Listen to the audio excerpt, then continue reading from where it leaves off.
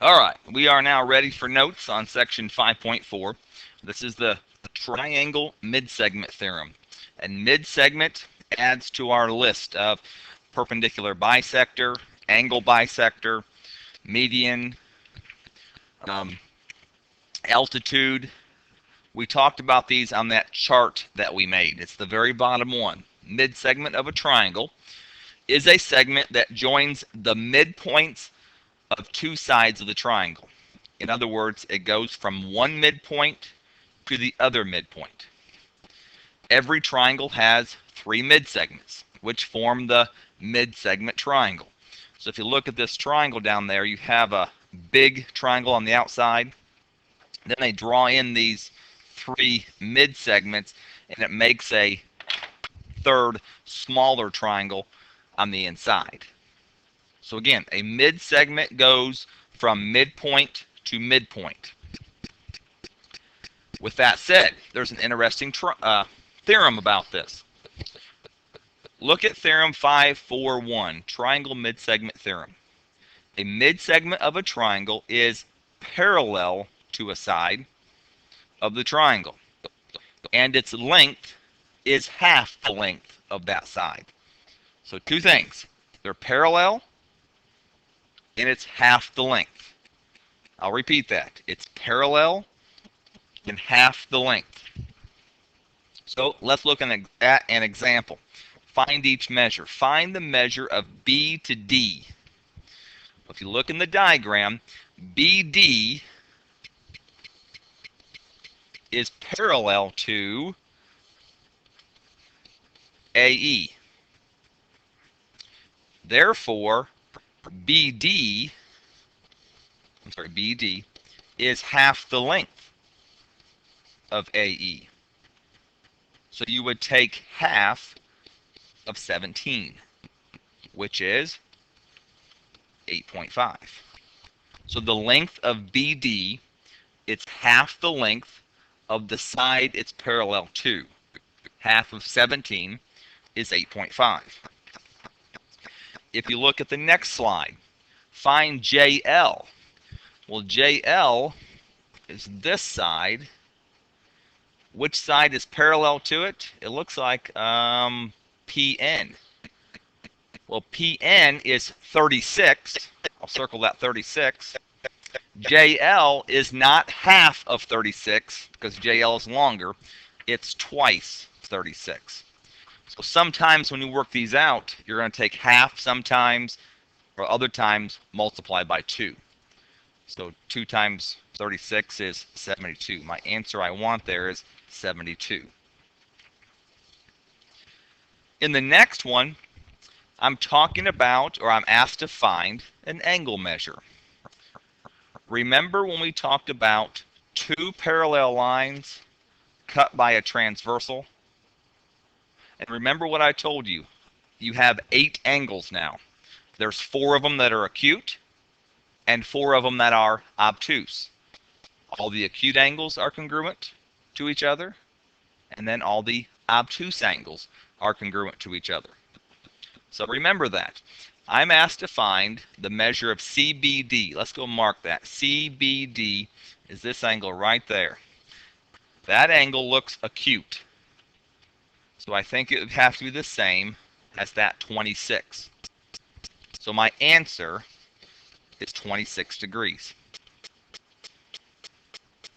If I were asked to find a obtuse angle, I would have taken 180 minus 26.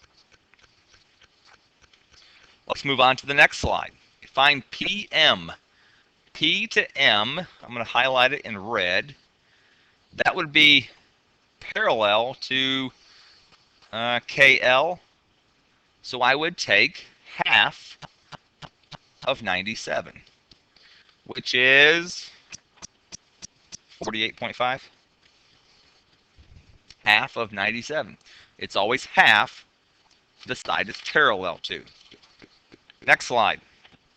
Find the measure of MLK. So this is where the acute obtuse thing comes in. MLK is this angle right there. That looks like it's fairly large, so it's obtuse. So I'm going to circle that 102. 102 is acute, and that would be the same answer as angle MLK. Look at the next slide. Little quiz here. 3 problems on one slide. It says use the diagrams for items 1 to 3. Find each measure. So let's start with ED.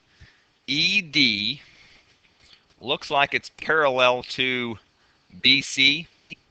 So then it's half of BC. So I would take half of 20. Get 10. So my answer there is 10. The next one, number 2, AB. AB is this side. Looks like it's going to be parallel to this 7. Well, AB is not half of 7, but rather 2 times 7. So 14 for number 2. Number 3, the measure of angle BFE. BFE is this angle, and that looks acute. So I'm going to circle this 44 because that would be the same answer for number 3. All my acutes are the same. All my obtuse angles are the same. Last slide. Number 4, find the value of n. So I need to use some algebra here. Well, it looks like this side is parallel to this. So I'm going to do it this way. I'm going to say 3n plus 12 would not equal n plus 14. Rather, I need to put a 2 in there. 2 times n plus 14, because that's where the half part comes in. So if I solve that, I would have 3n plus 12, distribute 2n plus 28, subtract 2n from both sides. That gives me 1n plus 12. Oops, made a mistake over here. I don't want 2n there.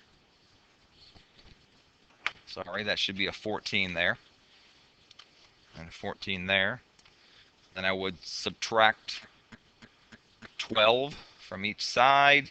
Looks like n is going to equal 2. Got to squeeze it in there. Sorry. So number 4, the answer is 2.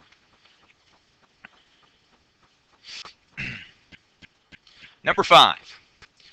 Triangle XYZ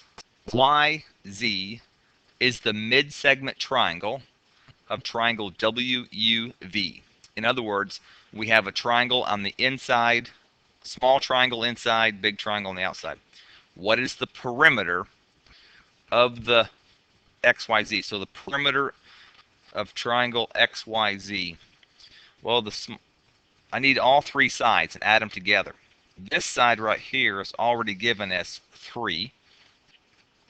If I look at this 9, half of 9 would be 4.5. So the side that's parallel to it would be 9 divided by 2, or 4.5. And then this side left over, well, I see a 4, but this is also 4. So this side is technically 8. 4 plus 4 is 8. Half of 8 is 4.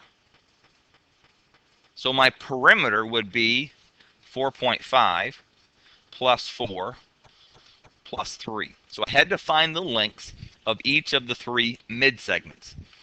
What's that add up to? 8, 11, 11.5 would be the perimeter of the smaller triangle, also called the mid-segment triangle. Okay, that's all I have. Good luck. Thank you.